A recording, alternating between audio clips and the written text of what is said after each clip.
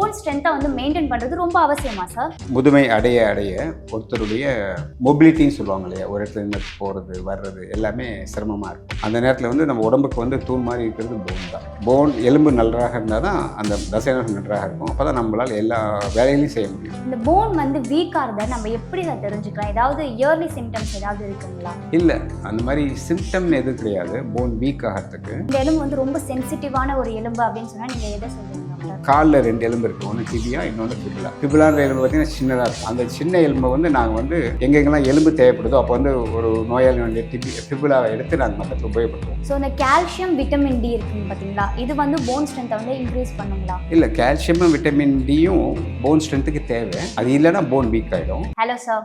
வணக்கம்ண்ணா. சார், நம்மளோட டாபிக் என்ன அப்படின்னு பார்த்தீங்கன்னா போன் ஸ்ட்ரென்த். ஸோ போன் ஸ்ட்ரென்த்தை வந்து மெயின்டைன் பண்ணுறது ரொம்ப அவசியமா சார்? ஆமாம், அவசியம் தான், எதுவும் சந்தேகம். எல்லா வயதுலேயும் போன் ஸ்ட்ரென்த்தை மெயின்டைன் பண்ணணும். குறிப்பாக சொல்ல போனால் முதுமையில் போன் ஸ்ட்ரென்த் மிக மிக அவசியம். ஏன்னா முதுமை அடைய அடைய ஒருத்தருடைய மொபிலிட்டின்னு சொல்லுவாங்க இல்லையா, ஒரு இடத்துல இருந்து போகிறது வர்றது எல்லாமே சிரமமாக இருக்கும். அந்த நேரத்தில் வந்து நம்ம உடம்புக்கு வந்து தூண் மாதிரி இருக்கிறது போன் தான். அந்த போன் நல்லா இருந்தால் தான் ஒரு இடத்துலேருந்து இன்னொரு இடத்துக்கு அவங்களால போக முடியும். அவங்க வாழ்க்கை தரம் அப்போ தான் நன்றாக இருக்கும். அதனால் வந்து முதுமையில் போன் ஸ்ட்ரென்த் மிக்க அவசியம். மற்ற காலங்களிலும் அவசியம். குழந்தையாக இருந்தாலும் சரி, நடுவயதிலும் சரி, எப்போவுமே போன் ஸ்ட்ரென்த் ரொம்ப முக்கியம். ஏன்னா போன் தான் ஸ்கெலிட்டன் சொல்லுவாங்க. அதுதான் வந்து உடம்புக்கே அஸ்தி வர மாதிரி.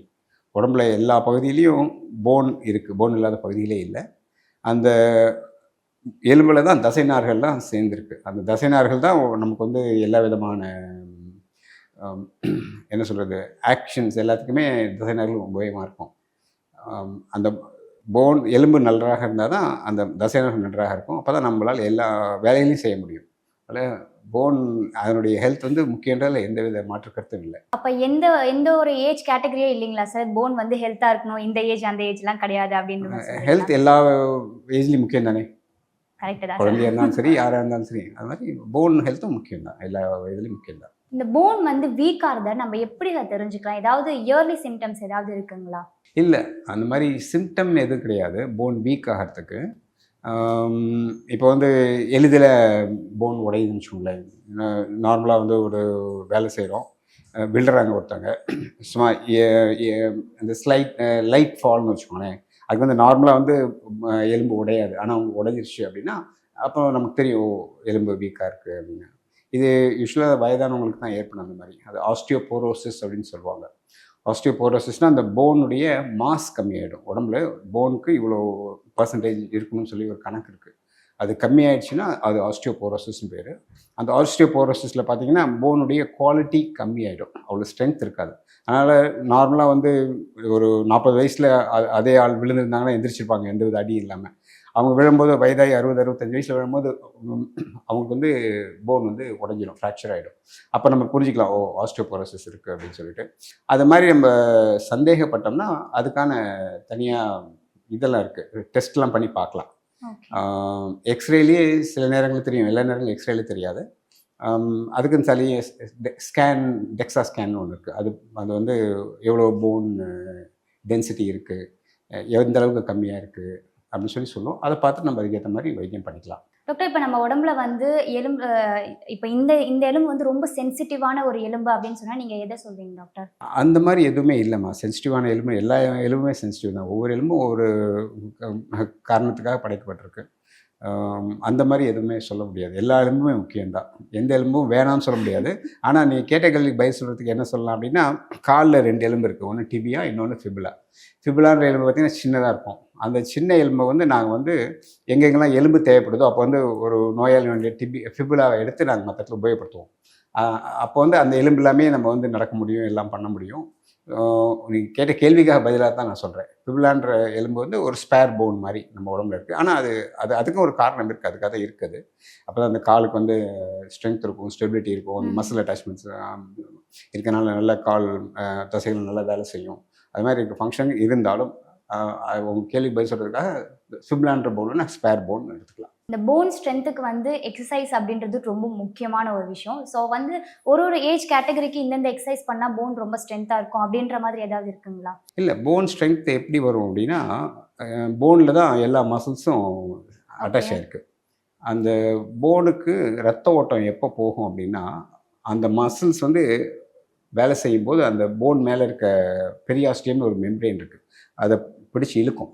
அப்போ தான் வந்து போனுக்கு ரத்த ஓட்டம் போகும். அதனால் வந்து மசில்ஸ் வேலை செஞ்சால் தான் போனுக்கு ரத்த ஓட்டம் போகும். அப்போ தான் எலும்பு நன்றாக இருக்கும். அதனால் வந்து எக்ஸசைஸ்ன்றது ரொம்ப ரொம்ப முக்கியம். உடற்பயிற்சி ரொம்ப ரொம்ப முக்கியம். அதில் என்ன விதமான உடற்பயிற்சி அப்படின்னா,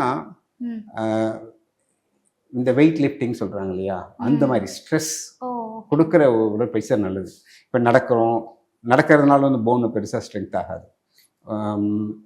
ஓடுறப்போ மசில் புல் அதிகமாக இருக்கும், அது ஓரளவுக்கு உபயோகமாக இருக்கும்.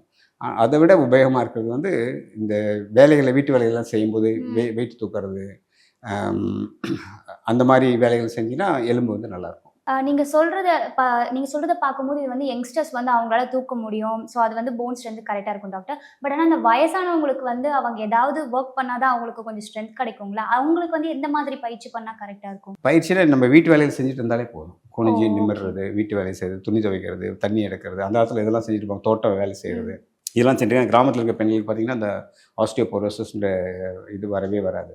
அவங்க வந்து கடைசி வரைக்கும் ஒரு 90-95 வயசு வரைக்கும் நல்லா இருப்பாங்க.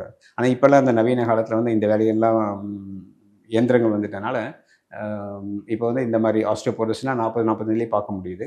இன்னொன்று, பெண்களுக்கு வந்து அந்த ஹார்மோன் சேஞ்ச் வரும் இல்லையா, அந்த மெனோபாஸ்ன்னு சொல்லுவாங்க. அந்த ஈஸ்ட்ரஜன் செக்ரேஷன் நின்னதுக்கப்புறம் பார்த்தீங்கன்னா, ஈஸ்ட்ரஜன் வந்து ஒரு அனபாலிக் ஹார்மோன். அனபாலிக்னா கன்ஸ்ட்ரக்டிவ் ஹார்மோன். அது வந்து என்ன பண்ணும், போனை வந்து ஸ்ட்ராங்காகவே வச்சுருக்கோம். மெனோபாஸில் வந்து ஈஸ்ட்ரஜன் அப்படியே கம்மியாயிட்டே வரும். ஏன்னா ஓவரிஸ் அதுக்கு மேலே ஈஸ்ட்ரஜன் சுரக்காது. அப்போ வந்து அவங்களுக்கு நேச்சுரலாகவே ஆண்களை விட பெண்களுக்கு வந்து ஆஸ்டியோபோரோசிஸ் ரொம்ப அதிகமாக இருக்கும். இது வந்து நம்ம எல்லா இடத்துலையும் பார்க்குறது தான். அதுக்காக இந்த வந்து ஸ்பெஷல் ப்ரிகாஷன் எடுத்துக்கணும். இப்போ வயதான பெண்கள், இப்போ மெனோபாஸில் இருக்க பெண்கள் 45-50 வயசுக்கு மேலே மெனோபாஸில் இருக்கவங்க என்ன பண்ணணும், இது வந்து பர்டிகுலர் கேர் எடுத்துக்கணும். வீட்டு வேலையிலையும் சரின்னு சரி, இல்லைன்னா சின்ன சின்ன வேலை, ஜிம்முக்கு போய் வெயிட் பேரிங் எக்ஸசைஸ் சொல்லுவாங்க, அதெல்லாம் பண்ணணும். பண்ணிட்டு இருந்தாங்கன்னா அந்த போன் ஸ்ட்ரென்த்து நல்லாயிருக்கும். இந்த போன் ஸ்ட்ரென்த்துக்கு வந்து நடைப்பயிற்சி அப்படின்றது அது ஒரு விதமான முக்கியமா? நடைப்பயிற்சி நல்லது தான், ஆனால் வந்து அது டைரெக்டாக போனுக்கு ஹெல்ப் பண்ணாது. நடைப்பயிற்சி இந்த பாஸ்டருக்கு ஹெல்ப் பண்ணும், மசில்ஸை நல்லா வச்சு ஹெல்ப் பண்ணும். ஆனால் வந்து போனுக்கு வந்து டைரெக்டாக ஹெல்ப் பண்ண, போனுக்கு வந்து வெயிட் பேரிங் எக்ஸசைசஸ் அதுதான் பண்ணணும். ஸோ இந்த கால்சியம், விட்டமின் டி இருக்குங்க பார்த்தீங்களா, இது வந்து போன் ஸ்ட்ரென்த்தை வந்து இன்க்ரீஸ் பண்ணுங்களா? இல்லை, கால்சியமும் விட்டமின் டியும் போன் ஸ்ட்ரென்த்துக்கு தேவை. அது இல்லைன்னா போன் வீக் ஆகிடும். விட்டமின் டி என்ன அப்படின்னா, விட்டமின் டி வந்து உங்களுக்கே தெரியும், அது வந்து சூரிய ஒளி தோல் மேலே பட்டதுன்னா விட்டமின் டி வந்து உடம்புல வந்து வரும், உற்பத்தி செய்யப்படும். அந்த விட்டமின் டி வந்து கால்சியம் அப்சார்ப் ஆகி போனுக்கு போகிறதுக்கு உதவி செய்யும். நீங்கள் கால்சியம் நிறைய சாப்பிட்டா கூட விட்டமின் டி இல்லை அப்படின்னா உடம்புல இருக்க கால்சியம் வந்து போனை சென்று அடையாது. அதனால் விட்டமின் டியும் முக்கியம், கால்சியமும் முக்கியம். இது ரெண்டு இருந்தால் தான் போனுக்கு வந்து கால்சியம் போகும். Okay doctor. இப்போ அடுத்தது என்ன அப்படின்னு பார்த்தீங்கன்னா, விமனாக இருந்தாலும் மென்னாக இருந்தாலும் இப்போ ஜிம் வந்து போகிறாங்க. ஸோ ஜிம்மில் வந்து நிறைய சப்ளிமெண்ட்லாம் எடுக்கிறாங்க பார்த்தீங்களா, இது வந்து போன் ஸ்ட்ரென்த்துக்கு யூஸ்ஃபுல் ஆகுங்களா, ஹெல்ப் கொடுக்குங்களா? இல்லை, போன் ஸ்ட்ரென்த்துக்கு இல்லை, சின்ன வயசுல வந்து போன் ஸ்ட்ரென்த்துக்கு அவ்வளோ கவலைப்பட தேவையில்லை, பண்ணுற எக்ஸசைஸே போதும். அவங்க வந்து சப்ளிமெண்ட்ஸ்னு பார்த்தீங்கன்னா ப்ரோட்டீன் சப்ளிமெண்ட்ஸ் தான் பேசுவாங்க. ப்ரோட்டீன் சப்ளிமெண்ட்ஸ் வந்து நிறைய ப்ரோட்டீன் சப்ளிமெண்ட்ஸ் மார்க்கெட்டில் விற்கிறாங்க. இந்த வே ப்ரோட்டீன்றது ரொம்ப காமனாக எல்லோரும் வாங்கி சாப்பிடுவாங்க. அதில் வந்து நிறைய அலர்ஜிலாம் வருது அப்படின்னு சொல்லிட்டு அந்த நல்ல சரியான ப்ராடக்ட் இல்லை அப்படின்னா அதில் வந்து சில கஷ்டங்கள் வரலாம். நிறைய நாங்கள் கேள்விப்படுறோம். நல்ல தரமான ஒரு ப்ராடக்ட் வாங்கி சாப்பிட்டிங்கன்னா ஒன்றும் இல்லை. நிறைய இடங்களில் வந்து அது கண்டுபிடிக்கிறது கஷ்டம். இல்லை, இப்போ ஆன்லைனில் போய் இன்டர்நெட்டில் போய் வாங்குறாங்க. அதனால் வந்து நிறைய சுகாதார பாதிப்புகள், கிட்னி பாதிப்புகள்லாம் வருதுன்னு சொல்லிட்டு சொல்கிறாங்க. அதனால் நான் வந்து அது வந்து ப்ரோட்டீன் எடுக்கணும்னு அவசியம் இல்லை. உங்களுக்கு வந்து நல்லா சாப்பிட்டாலே போதும், ப்ரோட்டீன் உள்ள சாப்பாடு சாப்பிட்டாலே போதும். உங்களுக்கு சொல்ல இந்த முட்டை,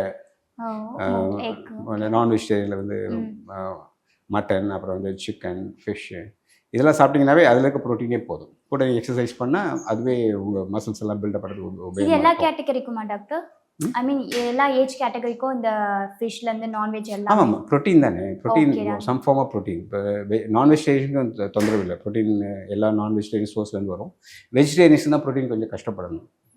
அவங்களுக்கு தான் வந்து இந்த பருப்பு, நெய், இந்த மாதிரி சோயா பீன்ஸு, இல்லை மஷ்ரூம், இந்த மாதிரி செலக்டிவாக பார்க்கணும். அவங்களுக்கு வந்து கொஞ்சம் ஆப்ஷன்ஸ் ரொம்ப கம்மி தான். எப்படியோ அந்த ப்ரோட்டீன்றது எடுத்தால் தான் அந்த மசில் பில்டப் பண்ணுறதுக்குலாம் சரியாக இருக்கும். டாக்டர் ஆக்சுவலி எனக்கு ஒரு சின்ன சந்தேகம் என்ன அப்படின்னு பார்த்தீங்கன்னா, இப்ப என்ன மாதிரி லீனா இருக்கவங்களுக்கு வந்து போன் ஸ்ட்ரென்த் வந்து ரொம்ப அதிகம் அப்படின்ற மாரி சொல்றாங்க. அதாவது நாங்கலாம் அடிச்சா பயங்கரமா வலிக்கும்ன்றாங்க. அதெல்லாம் உண்மைங்களா? ஏன்னா ஆப்போசிட்ல இருக்கவங்க அப்படிதான் சொல்லுவாங்க. "அப்பா நீ அடிக்கிறது அப்படி வலிக்குது. உனக்கு அவ்ளோ போன் ஸ்ட்ரென்த்." எனக்கு அப்படி தெரியலையே டாக்டர். எனக்கு அப்படி இருக்கான்ட்டு. இல்ல அது வந்து ஒரு தவறான ஒரு கருத்து தான். அது எல்லார்கிட்டயும் ஆமா. சொல்லிட்டு இருக்காங்க. ஆமா, லீனா ஆமா. இருக்கவங்களுக்கு. அது நீங்க அடிச்சா வலிக்குது. ஏன்னா, நீங்க போய் அந்த ப்ராமினென்ட்டா போன் இருக்கு. போய் குத்துறதுனால உங்களுக்கு வலிக்குது. பட் ஆஸ்டியோபோரோசிஸ் நான் ஒண்ணு சொன்னேன் இல்லையா? அது வந்து யாருக்கு ரொம்ப காமன் 45 வயசுக்கு மேல ஒல்லியா இருக்கவங்களுக்கு தான் ஆஸ்டியோபோரோசிஸ் வரதுக்கு வாய்ப்புகள் அதிகம். ஓ! குண்டா இருக்கவங்களுக்கு ஆஸ்டியோபோரோசிஸ் வராது. என்ன ஏன்னா டாக்டர் குண்டா இருக்கவங்களுக்கு திடீர்னு ஈஸ்ட்ரோஜன் சொல்றீங்க? நெறைய இருக்கும். அதனால தான் குண்டா இருப்பாங்க. அவங்களுக்கு போன் மாஸ் நல்லா இருக்கும். ஸோ இப்போ ஒல்லியா இருக்கவங்க 45 வயசுல மெனோபாஸ் வருதுன்னா 50, 55லயே அவங்க ஆஸ்டியோபோரோசிஸ் வருதுன்னா, குண்டா இருக்கவங்களுக்கு வந்து 60, 65க்கு தான் வரும். ஓ! இது வந்து ப்ரூவன் ஃபேக்ட் இது. அதாவது குண்டா இருக்கிறது ஒரு இடத்துல நல்லது எங்க அப்படின்னா, இந்த ஆஸ்டியோபோரோசிஸ்க்கு குண்டா இருக்கவங்களுக்கு நல்லது. அப்ப எங்கள மாதிரி அவங்களுக்கு போன் இருக்கா ஸ்ட்ரென்த் நல்லா இருக்கும். டாக்டர்? அப்ப உங்களுக்கு போன் ஸ்ட்ரென்த் கம்மியா தான் இருக்கும். அதான் உண்மை. ஆனா நாங்க அடிக்கும்போதெல்லாம் அப்படிதான் அடிச்சா சொல்றாங்க. வலிக்கும். அது வேற விஷயம். அதனால வந்து இருக்குன்னு கிடையாது. இது ஒரு பக்கம் கருத்தா இருந்தாலும், இன்னொரு பக்கம் எப்படி தெரியுமா டாக்டர் வருது? அதாவது நீங்க அவங்க ஆப்போசிட்ல இருக்கவங்க அடிச்சாங்கன்னா, அது வந்து எங்களுக்கு சதையில போடலீங்களா, போன்ல போகுதுன்றாங்க. ஒண்ணுமே புரியல அப்படின்றாங்க ஒரு. இல்ல. அவங்க அடிச்சாங்கன்னா உங்களுக்கு தான் வலிக்க தான் செய்யும். உங்களுக்கு மசில் மாஸே கிடையாது. நேரா போன்ல போய் அதனால வலிக்கும். அந்த வலிய வச்சுலாம் நம்ம எதுவுமே சொல்ல முடியாது.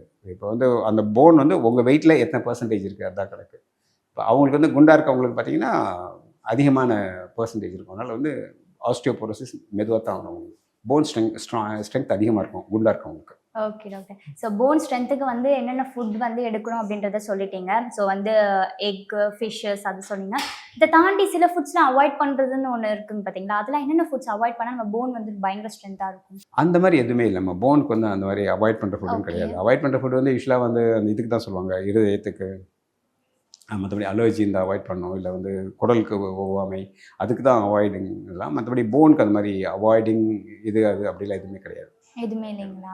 இப்போ வந்து சில இந்த ஒர்க் ரிலேட்டட் போலாம் டாக்டர். இப்போ வந்து இப்போ நானா இருக்கவாசி அங்க, இங்க அப்படின்ட்டு டிராவல் பண்ணிட்டு இருப்பேன். பட் வந்து ஒரே இடத்துல உட்காந்து ஒர்க் பண்றவங்களுக்கு இந்த பேக் போன் வந்து பயங்கரமா வலிக்கும். ஸோ அவங்களுக்கு எந்த மாதிரி நீங்க சொல்யூஷன் சொல்லலாம்னு இருக்கீங்க? இல்ல அது எதனால வருது அப்படின்னா, ஒரே இடத்துல உட்கார்றவங்களுக்கு அந்த பாஸ்சர்ன்னு சொல்லுவாங்க இல்லையா? எப்படி உட்காந்து வேலை செய்றாங்கறத பொறுத்து. எஸ் ஏன்னா டாக்டர். அது வந்து ஒரே இடத்துல ஒரே மாரி உட்காந்துட்டு இருந்தாங்கன்னா, அது வந்து ஒரு மாரி ஃபிக்ஸ்டு பாஸ்சர் வந்ததுன்னா, அதனால வலி வர வாய்ப்பு இருக்கு. அதனால அவங்க என்ன பண்ணணும், அடிக்கடி எந்திரிச்சு கொஞ்சம் ரிலாக்ஸ் பண்ணிட்டு திருப்பி உட்காரணும். அந்த உட்காந்துருக்க சேர் வந்து எர்கோனாமிக் சேர்ஸ்லாம் இப்போ நிறைய இருக்கு. ஒவ்வொருத்தருக்கும் ஒரு விதமான சேர் சூட் ஆகும். அது எதுன்னு பார்த்துட்டு அதுக்கு ஏற்ற மாதிரி பண்ணணும். அப்புறம் வந்து கம்ப்யூட்டர், அந்த டேபிள் ஹைட்டு, கம்ப்யூட்டரை பார்க்குற விதம் எல்லாமே இருக்குது. இப்போ எல்லாமே உங்களுக்கு எல்லா ஃபேக்ஸ் எல்லாம் எல்லா பக்கமும் அவைலபிளாக இருக்கும். நீங்கள் அதை போய் பார்த்துட்டு அதுக்கு ஏற்ற மாதிரி செட் பண்ணிக்கணும். இது வந்து அது மாதிரி அதிகமாக உட்காந்து வேலை செய்கிறவங்க என்ன பண்ணணும், ஃப்ரீக்வெண்ட்டாக ஜிம்முக்கு போயிட்டு அதை சரி பண்ணிக்கணும், ஓ! பேலன்ஸ் பண்ணிக்கணும். அது பேலன்ஸுக்கு ஜிம்க்கு ஒரு ஒரு ஆமாம், வகையான நிச்சயமாக ஹெல்ப் பேலன்ஸ் இல்லைங்களா? பண்ணணும். ஆமாம் ஆமாம். இதே வந்து ஒருத்தர் மேனுவலாக வேலை செய்கிறாரு, அவருக்கு வந்து அந்த ஜிம்முக்கு போகணும்னு அவசியம் கிடையாது. அவர் வந்து வேலை செய்கிற இடத்துலையே அவருக்கு எக்ஸசைஸ் வந்துடும். ஆனால் உட்காந்துட்டு வேலை செய்கிறவங்களுக்கு வந்து எக்ஸசைஸ் கிடையாது, போனுக்கும் கிடையாது, மசில்ஸ்க்கும் கிடையாது. அதை வந்து அவங்க வந்து சரி பண்ணணும்னா வேலையெல்லாம் முடிச்சுட்டு சாயந்தரம் ஜிம்முக்கு போய் சரியாக வேலை செஞ்சு தான் வீட்டுக்கு போகணும். அப்போ தான் வந்து பேலன்ஸ் ஆகும். இல்லை அது பண்ணாமல் இருந்தாங்கன்னா அவங்கெல்லாம் தொந்தரவுகள் நிறைய வரும். பேக் ப்ராப்ளம் வரும், நெக் ப்ராப்ளம் வரும், ஷோல்டர் ப்ராப்ளம் வரும், ஓகே. பாஸ்டரல் டிஸ்டர்பன்ஸ் வரும், அதனால செஸ்ட் டிசீஸ் வரும். எல்லாமே அதுலேருந்து ஆரம்பிக்கும். Okay doctor. இப்போ வந்து நீங்க அந்த ஜிம்ல போறவங்க வந்து பார்த்தீங்கன்னா, அவங்களுக்கு வந்து மசில்ஸ் வரணும், நல்லா ஸ்ட்ரென்த்தா இருக்கணுன்றதுக்காக நெறைய திங்ஸ்லாம் அவங்க தூக்குவாங்க. பட் இதனாலேயே வந்து நெறைய ஃப்ராக்சர்ஸ்லாம் வருது பார்த்தீங்களா போனுக்கு. அத பத்தி என்ன நினைக்கிறீங்க? இல்லை நம்ம என்ன நீங்கள் தூக்குறீங்களோ தூக்குறதுனால வந்து ஃப்ராக்சர்ஸ்லாம் வராது. யூ என்ன மீன் அந்த முடியுமோ வெயிட் டாக்டர்? வெயிட்னால ஃப்ராக்சர்லாம் வராது. எந்த அளவுக்கு அவங்களால முடியுமோ அந்த அளவுக்கு தான் தூக்க போகிறாங்க. ஓ! ஓகே. தூக்கி காலில் போட்டுக்கிட்டாங்கன்னா தான் ஃப்ராக்சர் வரும். மற்றபடி தூக்கறனால ஃப்ராக்சர் வராது. மற்றபடி நீங்கள் சொல்கிறது என்ன, ஸ்ட்ரெஸ் ஃப்ராக்சர்ஸ்னு ஒன்று இருக்குது. ஸ்ட்ரெஸ் ஃப்ராக்சர்ஸ் எப்போ வரும்னா, திரும்ப திரும்ப திரும்ப ஒரு அளவுக்கு மேலே அவங்க பண்ணிகிட்டே இருக்காங்க அப்படின்னா, அந்த அப்படியே ஒன்று அந்த அந்த ஸ்ட்ரெஸ் எல்லாம் ஆடப் ஆகி ஸ்ட்ரெஸ் ஃப்ராக்சர் ஒன்று வரும். அது யூஸ்வலாக அந்த அத்லெட்ஸ் அவங்களுக்கு தான் ரொம்ப காமன். ஜிம்முக்கு போகிறவங்க வந்து ரொம்ப ரேரு. அவங்களுக்கு தெரியும் எந்த அளவுக்கு பண்ணுறாங்கன்னு சொல்லிட்டு. அது உடம்பே சொல்லும் எந்த அளவுக்கு பண்ணால் அவன் நல்லாயிருக்கும்னு சொல்லி. அதுக்கேற்ற மாதிரி பண்ணிட்டு மெதுவாக பில்டப் பண்ணும். சடனாக போய் ஹெவியாக எடுக்கிறது அந்த மாதிரிலாம் கூடாது. அப்போ தான் இந்த மாதிரி தொந்தரவுலாம் வரும். எஸ்பெஷலி இந்த முதுகெலும்புலாம் என்ன ஆகும், சில இந்த அப்படியே அமுங்கிடும். கம்ப்ரெஷன் ஃப்ராக்சர்னு சொல்லுவாங்க. ஓ! அது வர வாய்ப்பு இருக்குது. யாருக்கு அப்படின்னா ரொம்ப ஹெவியாக பண்ணுறவங்க, சடனாக பண்ணுறவங்களுக்கு அந்த மாதிரி வேணால் வரும். பட் மற்றபடி அது ஒன்றும் சாதாரண அது வந்து நார்மலாக பார்க்குறது கிடையாது. இன்னொன்று வந்து வயதானவங்க திடீர்னு ஜிம்முக்கு போகிறாங்கன்னு வச்சுக்கோங்களேன், அவங்களுக்கு ஆஸ்டியோபோரோசிஸ் இருக்கும். அவங்க பண்ணாங்கன்னா அவங்களுக்கு இது மாதிரி வரலாம் வாய்ப்பு இருக்குது. ஸோ இதை தாண்டி வந்து ப்ரெக்னென்சியாக இருக்காங்க பார்த்தீங்களா, அவங்களுக்கு அதிகமாக வந்து பார்த்தீங்கன்னா பேக் போன் தான் பயங்கரமாக வலிக்குமே. ஸோ அவங்களுக்கு எந்த மாதிரி நீங்கள் அறிகுறிகள் சொல்லலாம்னு நினைக்கிறீங்க? இல்லை, ப்ரெக்னென்சி அப்போ நீங்கள் எக்ஸசைஸ்லாம் சொல்கிறாங்க இல்லையா, அது வந்து டுவர்ட்ஸ் அந்த டெலிவரிக்கான அந்த மாதிரி தான் இருக்கும். பெல்விக் மசில்ஸோட எக்ஸசைஸ் அது மாதிரி தான் ஃபோக்கஸ் பண்ணுவாங்க. பாஸ்டருக்கும் ஓரளவுக்கு ஃபோக்கஸ் பண்ணுவாங்க. அந்த எக்ஸசைஸ்லாம் பண்ணாலே போதும். டெலிவரியாக ஆன பிறகு திருப்பி இந்த சரியான அந்த ரீஹபிலிட்டேஷன் பீரியட் அதில் வந்து எக்ஸசைஸ்லாம் பண்ணிட்டாங்கன்னா திருப்பி பழையபடி ரெஸ்டோர் ஆகிடும். ப்ரெக்னென்சினால் வந்து போன்லாம் பாதிக்கப்படுறதில்ல. அது அப்படியே அது எதனால் பாதிக்கப்பட இன்ஆக்டிவிட்டினால் வேணால் பாதிக்கப்படுமே தவிர, ப்ரெக்னென்சி முடிஞ்சு அந்த குழந்தை வேலை முடிஞ்சதுக்கப்புறம் முதல் 2-3 மாதத்துலேயே திருப்பி வேலையில் செய்ய ஆரம்பிச்சாக்க திருப்பி வந்துடும். ஸோ இந்த போன் ஸ்ட்ரென்த்துக்கு சில பவுடர்ஸ்லாம் வந்து விமென்ஸாக இருந்தாலும் மென்ஸாக இருந்தாலும் எடுக்கிறாங்களே. ஸோ அந்த பவுடர் வந்து எந்த அளவுக்கு குவாலிட்டியாக பார்க்கணுமா, இல்லை அதில் இருக்கிற விட்டமின், கால்சியம் அதெல்லாம் பார்த்து எடுக்கணும் அப்படின்றது உங்களோட சஜஷனுங்களா? அதான் 2 தான் பவுடர். இப்போ ரொம்ப காமனாக கிடைக்கிறது விட்டமின் டி பவுடர் சொல்லுவாங்க. விட்டமின் டி வந்து அதுக்குன்னு ஒரு டோசேஜ் பேட்டர்ன் இருக்குது. வருஷத்துக்கு ஒரு தடவை எடுக்கிறவங்க இருக்காங்க, மாதம் ஒரு தடவை, வாரம் ஒரு தடவை, தினமும் எடுக்கிறவங்க, அந்த மாதிரிலாம் இருக்குன்னு வச்சுக்கோங்களேன். ஒருத்தருடைய கிளினிக்கல் நீட் எது தேவையோ அதுக்கேற்ற மாதிரி நம்ம பண்ணுவாங்க.